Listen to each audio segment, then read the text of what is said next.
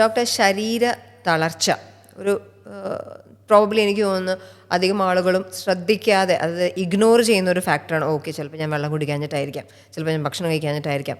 ഒരു സാധാരണ ശരീര തളർച്ചയും സ്ട്രോക്കിലേക്കുള്ള നമ്മളുടെ ഒരു പോക്കും അതിന് എന്തെങ്കിലും ഒരു വ്യത്യാസം അല്ലെങ്കിൽ ഒരു നമ്മൾക്ക് തന്നെ സ്വന്തമായിട്ട് അവലോകനം ചെയ്ത് കണ്ടുപിടിക്കാവുന്ന അല്ലെങ്കിൽ ഡോക്ടറിൻ്റെ അടുത്തേക്ക് നമ്മൾ പോകണം എന്ന് ഫോഴ്സ് ചെയ്യുന്ന ഫാക്ടേഴ്സ് എന്തൊക്കെയാണെന്ന് ഡോക്ടർ പറഞ്ഞാൽ? ഈ ശരീര തളർച്ച എന്ന് പറയുമ്പോൾ നമുക്ക് തളർച്ച രണ്ട് തരത്തിലുണ്ട്. ജനറലായിട്ടുള്ള തളർച്ച, നമുക്കിപ്പോൾ ഒരു ക്ഷീണം അല്ലെങ്കിൽ എഴുന്നേക്കാൻ ബുദ്ധിമുട്ട്, അല്ലെങ്കിൽ നമുക്ക് എഴുന്നേറ്റ് കഴിയുമ്പോൾ തലയൊറ്റലുമാരി തോന്നാം.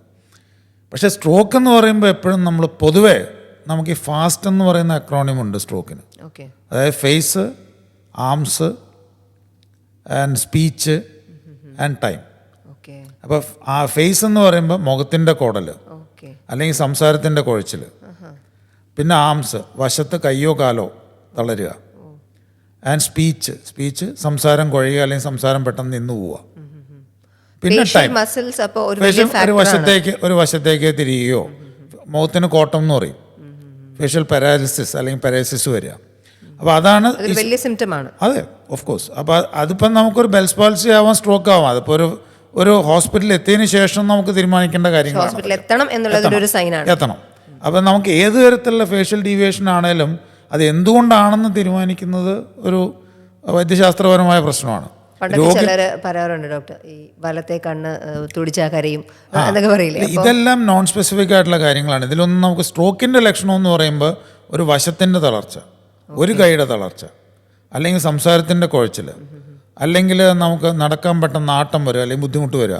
പലപ്പോഴും നമുക്ക് സ്ട്രോക്കിൽ ഏറ്റവും വലിയ ചലഞ്ച് നമുക്ക് ഒരു വെർട്ടൈഗോ, തലകറക്കവും സ്ട്രോക്കും തമ്മിൽ ഡിസ്റ്റിങ്വിഷ് ചെയ്യാനാണ് പലപ്പോഴും ബുദ്ധിമുട്ടുള്ളത്. ചില കേസുകളിൽ നമുക്ക് യാതൊരു തരത്തിലും അത് മനസ്സിലാക്കാൻ പറ്റിയെന്നിരിക്കില്ല. കാരണം ഈ ബാലൻസ് നിയന്ത്രിക്കുന്ന ഭാഗത്തേക്കുള്ള രക്തപ്രവാഹം കുറയുന്നതും നമ്മൾ ഈ സാധാരണ ചെവിയുടെ ബാലൻസ് പോകണമാണോ എന്ന് ചോദിക്കുന്നത് നമ്മൾ പലപ്പോഴും തിരിച്ചറിയാൻ എളുപ്പമായിരിക്കില്ല. അപ്പോൾ ഈ ലക്ഷണങ്ങൾ വരുമ്പോൾ നമ്മളെപ്പോഴും വൈദ്യസഹായം തേടുക എന്നുള്ളതാണ്. ഇപ്പോൾ പൊതുവേ നമ്മൾ ഏർലി ഡിറ്റക്ഷൻ മാത്രമല്ല, നമ്മളത് എമർജൻസിയിൽ എത്തുക എന്നുള്ളതാണ്. അവിടെയാണ് അത് സ്ട്രോക്ക് ആണോ അല്ലയോ എന്നുള്ള കാര്യം തീരുമാനിക്കേണ്ടത്. പിന്നെ രണ്ടാമത്തെ കാര്യം നമുക്ക് ഇതാണ്, അതായത് ഒരു റിസ്ക് ഫാക്ടേഴ്സ്. ഇപ്പോൾ പ്രഷർ, ഷുഗർ, കൊളസ്ട്രോൾ, ഇത് മൂന്നുമാണ് സ്ട്രോക്കിൻ്റെ റിസ്ക് ഫാക്ടർ. നാലാമത്തെ സ്മോക്കിംഗ്. ഇതൊന്നുമില്ലാതെ ഇത് മാത്രം ഉണ്ടെങ്കിൽ തന്നെ സ്ട്രോക്ക് വരാൻ സാധ്യതയുണ്ട്. സ്മോക്കിംഗ് മാത്രം മതി. അത് വളരെ ഡേഞ്ചറസ് ആയിട്ടുള്ള കാര്യമാണ് സ്മോക്കിംഗ്. നമ്മൾ ഇൻഡിപെൻഡന്റ് റിസ്ക് ഫാക്ടർ എന്ന് പറഞ്ഞ സ്മോക്കിംഗ് ആണ്. അത് ഒരാളെ കൊണ്ട് തന്നെ നിയന്ത്രിക്കാൻ പറ്റുന്ന കാര്യമാണ്. വേണമെന്ന് ചോദിച്ച് വാങ്ങിക്കുന്ന ഒരു കാര്യമാണ് ചിലപ്പോൾ, അല്ലേ? ഓക്കെ, അതൊരു വലിയ very important information, specially to the youngsters. ഇപ്പോൾ ഒരു സ്റ്റൈൽ ഫാക്ടറായിട്ടും സ്മോക്കിംഗ് വരുന്നുണ്ട്. ഒരു പിയർ പ്രഷർ, ഒരു സ്റ്റൈൽ ഫാക്ടർ എന്ന് വേണമെങ്കിൽ പറയാം. അതൊരു വലിയ ഇമേജ് ക്രിയേഷൻ എന്നുള്ളൊരു രീതിയിലാണ്. പക്ഷെ അത് എത്രത്തോളം ശരീരത്തിന് ബുദ്ധിമുട്ടിക്കുന്നുണ്ട് എന്നുള്ളത് പലരും മനസ്സിലാക്കുന്നില്ല എന്നുള്ളതാണ്. ഒരു മൂവി ക്ലിപ്പ് കാണുന്നുണ്ടായി. അപ്പോൾ അദ്ദേഹത്തെ ഫഹദ് ഫാസിൽ നായകനായിട്ട് ഏത് സിനിമയെന്ന് ഞാൻ ഓർക്കണില്ല. അപ്പോൾ അതിൽ ഇതിവൃത്തം എന്താണെന്ന് ചോദിച്ചു കഴിഞ്ഞാൽ ഒരു അഡ്വർടൈസ്മെൻറ്റ് ഏജൻസി നിൽക്കുകയാണ്. ഒരു ടൊബാക്കോ അഡ്വർടൈസ്മെൻ്റ് ആണ് ഉദ്ദേശിക്കുന്നത്. അപ്പോൾ ടൊബാക്കോ അഡ്വർടൈസ്മെൻറ്റ് ചെയ്യാൻ പാടില്ല. അപ്പോൾ ഇൻഡയറക്റ്റായിട്ട് ചെയ്യുമ്പോൾ അവർക്ക് ഒത്തിരി പൈസ ചിലവാകും. അപ്പോൾ ഇതിൽ ഇദ്ദേഹം ഒരു പ്രപ്പോസൽ വയ്ക്കുകയാണ്, എല്ലാ മൂവി സ്ക്രീൻസിലും നമുക്ക് ഇങ്ങനെ ഒരു ഫ്രീ സ്പേസ് കിട്ടുന്നുണ്ട്, നമുക്ക് എന്തുകൊണ്ടൊരു മോഡലിനെ കൊണ്ട് സ്മോക്കിംഗ് ചെയ്യണ്ട എന്നുള്ള കാര്യത്തിൽ ഒരു മോഡലിനെ കൊണ്ട് സംസാരിപ്പിക്കാം. മോഡൽ സംസാരിച്ചു. അത് കഴിഞ്ഞപ്പോൾ ആ നായകൻ്റെ പ്രതികരണം എങ്ങനെയാണ്, മോഡൽ അദ്ദേഹത്തിന് ഇത് വലിച്ച ക്യാൻസർ വന്നു എന്ന് പറഞ്ഞെങ്കിലും അത് വലിച്ചപ്പോൾ എനിക്കുണ്ടായ സന്തോഷത്തെക്കുറിച്ചാണ് മോഡൽ ആദ്യം പറഞ്ഞത്. അപ്പോൾ ആളുകളുടെ മനസ്സിൽ അതാണ് നെഗറ്റീവ് പബ്ലിസിറ്റി സംഭവിച്ചത്. അപ്പോൾ അത് നമ്മളെപ്പോഴും ഈ നമ്മളുടെ ഒരു ടി വിയിലോ അല്ലെങ്കിൽ സ്ക്രീനിലോ എല്ലാവരും പുകവലിക്കുന്നു, അതിൻ്റെ അടിയിൽ എഴുതിയിട്ടുണ്ട്. പക്ഷെ എഴുതുന്നത് ഒരു സ്റ്റാറ്റ്യൂട്ടറി വാർണിംഗ് ആണ്. അതിൻ്റെ ആരോഗ്യവശങ്ങളെക്കുറിച്ച് അത്രയ്ക്കൊരു അവബോധം ഇല്ല.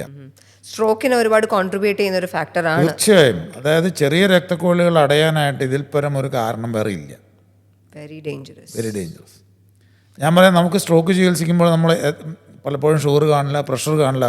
പിന്നെ എന്താണെന്ന് നോക്കുമ്പോൾ ചികഞ്ഞ് ചോദിക്കുമ്പോൾ ഒരു 5-6 സിഗരറ്റ് ഒരു ദിവസം വലിക്കും.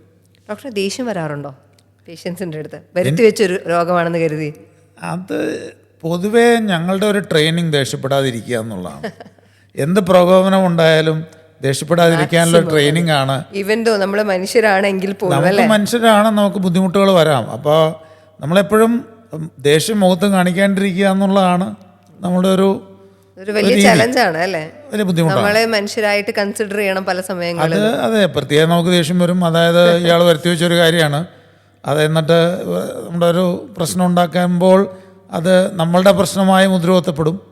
എന്തുകൊണ്ട് ഞാൻ മെച്ചപ്പെടുന്നില്ല എന്നൊരു ചോദ്യം ചോദിക്കുമ്പോൾ എന്തൊക്കെ നിങ്ങൾ ചെയ്തു എന്നുള്ളത് അതിലപ്പോൾ അതൊരു പക്ഷേ ഇപ്പോൾ ഈ പുകവലിയും മദ്യപാനം എന്ന് പറയുന്നത് പലപ്പോഴും അവരറിയാണ്ട് ചെയ്യുന്ന ഒരു കാര്യമാണ്. പലപ്പോഴും രോഗി നിസ്സഹായനാണതിൽ. അഡിക്ഷൻ ഫാക്ടറുണ്ട്. അപ്പോൾ അത് നമ്മൾ പലപ്പോഴും കാണുന്നില്ല എന്നുള്ളതാണ് സത്യം.